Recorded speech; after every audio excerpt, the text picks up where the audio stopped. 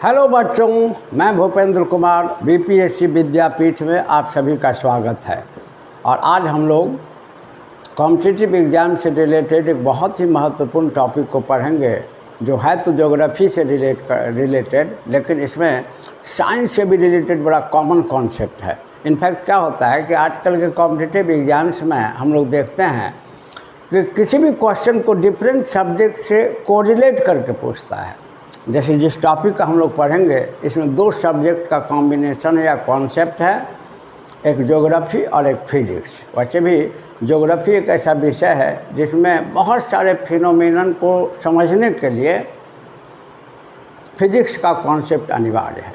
तो चलिए आज हम लोग भूगोल से संबंधित एक बहुत ही महत्वपूर्ण टॉपिक को पढ़ेंगे, जिसे हिंदी में कहा जाता है जलीय या समुद्री समीर तथा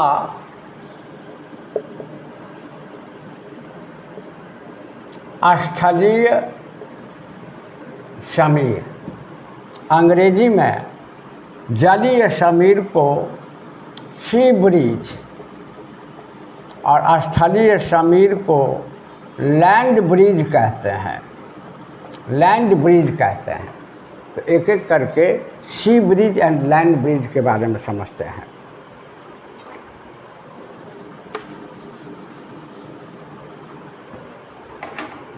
अब जैसे देखिए,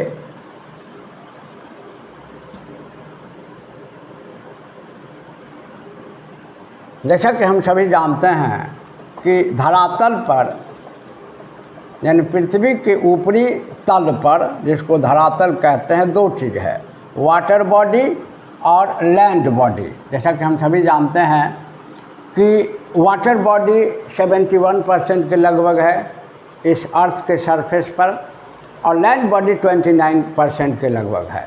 और ये जो दोनों घटनाएं भूगोलीय घटनाएं हैं, ये मुख्य रूप से उन्हीं जगहों पे घटती है जहाँ water body and land body connected हो, एक साथ हो। जैसे समुद्र के किनारे मुख्य रूप से इस घटना को देखा जाता है, या फिर कोई भी जलखंड के किनारे अगर कोई स्थल है, लैंड है, तो वहाँ इस प्रकार की घटना कॉमनली देखी जाती है। अब देखिए क्या है कि जब सामान्य शब्द में जब जलखंड की ओर से स्थल खंड की ओर मंद पवन, इसीलिए इसका नाम पवन नहीं समीर है। तो जब पवन सामान्य गति से चलने वाली वायुधारा को पवन, सामान्य से अधिक गति से चलने वाली वायुधारा जो क्षैतिज रूप से चलती है को तूफान, और सामान्य से मंद गति या धीमी गति से चलने वाली वायुधारा को समीर कहा जाता है। अंग्रेजी में ब्रिज कहा जाता है। तो नाम से ही स्पष्ट है। इसीलिए जब कभी जलखंड से स्थल खंड की ओर मंद पवन चलती है, तो इसे जलीय समीर या समुद्री समीर कहते हैं। और इसके ठीक विपरीत स्थिति जब उत्पन्न होती है, अर्थात स्थल खंड से जल खंड की ओर जब मंद पवन चलती है, इसे स्थलीय समीर कहते हैं। जब जल खंड से स्थल खंड की ओर मंद पवन चलती है, तो इसे सी ब्रिज कहते हैं। और जब स्थल खंड से जल खंड की ओर मंद पवन चलती है, तो इसे लैंड ब्रिज कहते हैं। ये सामान्य अर्थ है।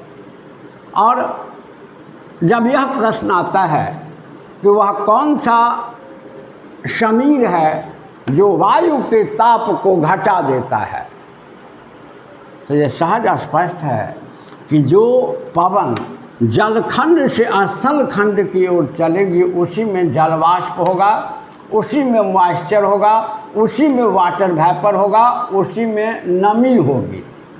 नमी कहें, आर्द्रता कहें, सब एक ही अर्थ है। वायु में उपस्थित जल के कणों को या वाष्प को आर्द्रता कहते हैं या नमी कहते हैं। अंग्रेजी में ह्यूमिडिटी कहते हैं। तो सामान्य सी बात है कि जिस पवन में आर्द्रता होगी, वही पवन वायु के ताप को घटाने में सक्षम होगा, वायुमंडल के ताप को गिराने में सक्षम होगा। स्वाभाविक सी बात है कि जलीय या समुद्री समीर जलखंड की ओर से चलती है तो इसमें जलवाष्प की मात्रा होती है और यह स्थल खंड पर पहुंचकर वहाँ के ताप को कम कर देती है। और स्थलीय समीर चूँकि स्थल से चलता है समुद्र की ओर तो यह तो शुष्क है, ड्राई है, इसलिए ताप पर इसका कोई खास असर नहीं होता है। तो हम लोगों ने समझा कि समुद्र से या जलखंड से स्थल की ओर चलने वाली मंद पवन को समुद्री समीर और स्थल खंड से जलखंड की ओर चलने वाली मंद पवन को स्थलीय समीर कहते हैं। जलीय समीर में चूँकि जलवाष्प की मात्रा होती है, अतः यह जहाँ जिस स्थल पर पहुँचती है वहाँ के ताप को घटा देती है। लेकिन स्थलीय समीर के साथ ऐसी कोई घटना नहीं होती क्योंकि इसके पास जलवाष्प नहीं होता, यह शुष्क होता है। अब यहाँ एक वैज्ञानिक पक्ष है जहाँ बच्चों में कोई दिक्कत होती है कि इनमें से कौन दिन में और कौन रात में चलती है। तो इसको रटने से काम नहीं चलता है। बच्चे रट लेते हैं कि एक दिन में एक रात में, एक रात में एक दिन में, कभी कभी उल्टा हो जाता है। तो ये समझने की चीज़ है और यही फिजिक्स का कॉन्सेप्ट है। हम सभी जानते हैं कि अगर कोई लैंड बॉडी है और अगर कोई वाटर बॉडी है, अगर कोई लैंड बॉडी है और अगर कोई वाटर बॉडी है और दोनों पर अगर समान समय तक सूर्य की रोशनी और ताप पड़े तो दोनों समान रूप से गर्म नहीं हो सकता।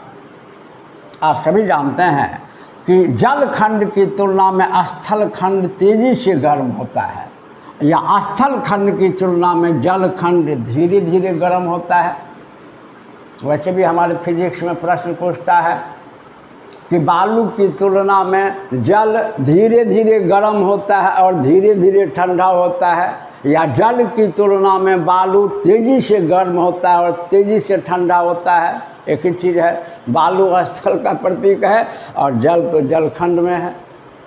तो हम सभी जानते हैं, अब इस शर के संदर्भ में आगे वाले टॉपिक में पढ़ेंगे, लेकिन अभी आप इतना समझें कि जब दोनों पर सेम अमाउंट में हीट पड़ेगा तो दोनों का टेम्परेचर सेम नहीं होगा, क्योंकि लैंड बॉडी जो है वो ज़्यादा तेज़ी से हीट को रिसीव करता है। तो यह क्या होगा कि वाटर बॉडी की तुलना में लैंड बॉडी ज़्यादा गर्म हो जाएगा।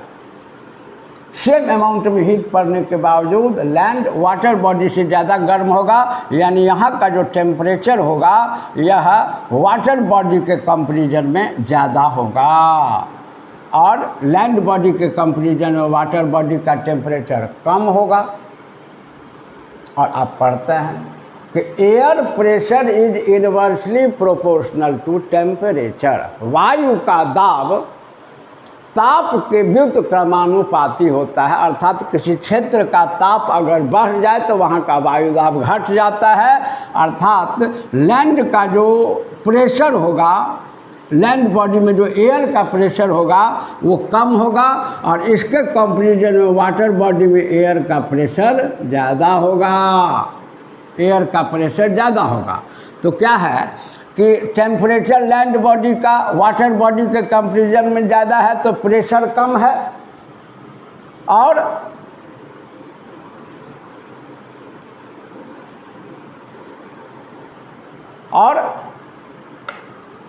वाटर बॉडी का टेम्परेचर कम है तो यहाँ का प्रेशर ज़्यादा है। तो यहाँ भी एक कॉन्सेप्ट है, दो कॉन्सेप्ट हम लोगों ने सीखा। यह कॉमन हमेशा याद रखिएगा, इसी सब कॉन्सेप्ट पर क्वेश्चन ज़्यादा पूछे जाते हैं। तो दोनों जगहों पे लैंड बॉडी और वाटर बॉडी दोनों जगहों पे सेम अमाउंट में हीट जब पड़ा है तो परिणाम क्या हुआ कि दोनों का टेम्परेचर सेम नहीं हुआ। लैंड बॉडी ज़्यादा गर्म हो गया in comparison with water body, जलखंड की तुलना में स्थल खंड ज़्यादा गर्म हो गया या स्थल खंड की तुलना में जलखंड कम गर्म हुआ। और दूसरा हम लोग जानते हैं कि टेम्परेचर और प्रेशर में विपरीत संबंध है। अगर किसी एरिया का टेम्परेचर बढ़ेगा तो प्रेशर क्या होगा, घटेगा।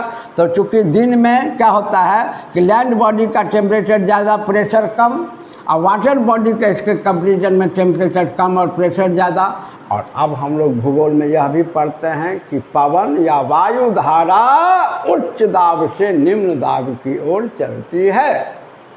अगर धरातल पर सर्वत्र दाब एक समान हो तो पवन चल नहीं सकती। पवन चलने का कारण है दाब प्रवणता, प्रेशर इनग्रेडिएंट।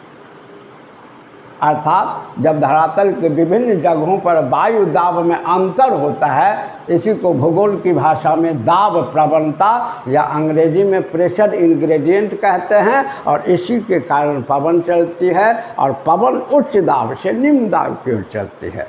तो आप देख सकते हैं कि दिन में क्या हो रहा है कि हाई प्रेशर है वाटर बॉडी पर, और लैंड बॉडी पर इसके कंपेरिजन में लो प्रेशर है। तो ऑब्वियसली वाटर बॉडी से लैंड बॉडी की ओर क्या होगा, मंद पवन चलेगी। तो जब वाटर बॉडी से लैंड बॉडी की ओर मंद पवन चले तो उसी को क्या कहते हैं, स्थलीय समीर।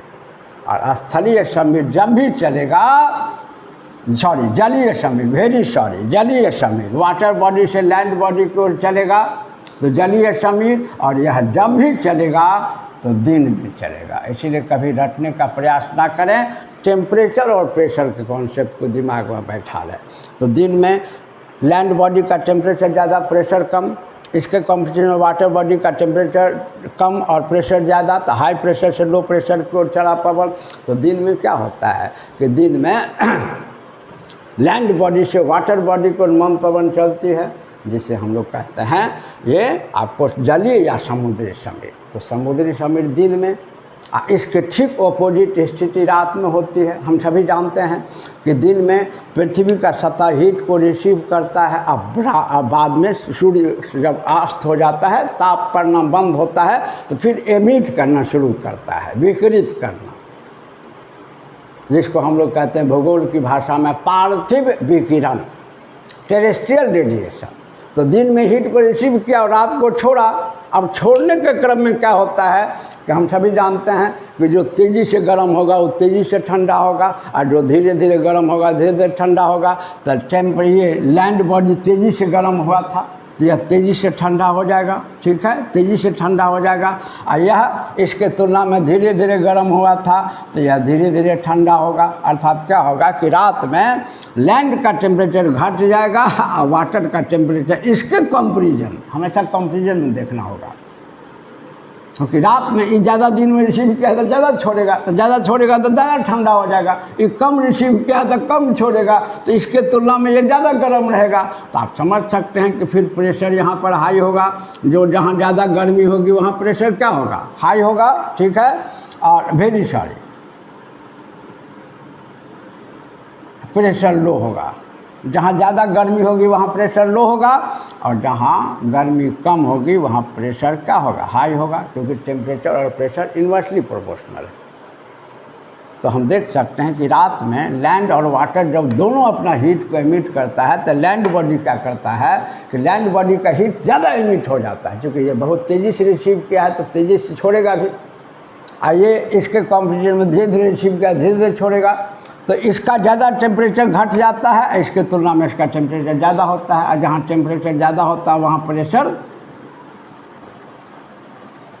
कम होता है, क्योंकि दोनों में उल्टा रिलेशन है। और जहाँ टेम्परेचर कम है वहाँ प्रेशर ज़्यादा है। तो जब प्रेशर ज़्यादा है तो फिर हाई प्रेशर से लो प्रेशर की ओर, अर्थात लैंड से वाटर बॉडी की ओर पवन चलना शुरू हो जाएगा। तो जब लैंड से वाटर बॉडी की ओर पवन चलना शुरू हो तो इसे क्या कहते हैं, लैंड ब्रीज। और यह कब होगा, रात में होगा। तो land breeze and sea breeze सबसे मेन ध्यान में रखना है, दोनों का फिजिक्स का कॉन्सेप्ट। तो आज के लिए इतना ही बच्चा लोग, फिर आगे अगली वीडियो में उपयोगी सामग्रियों को लेकर उपस्थित होऊंगा। तब तक के लिए धन्यवाद।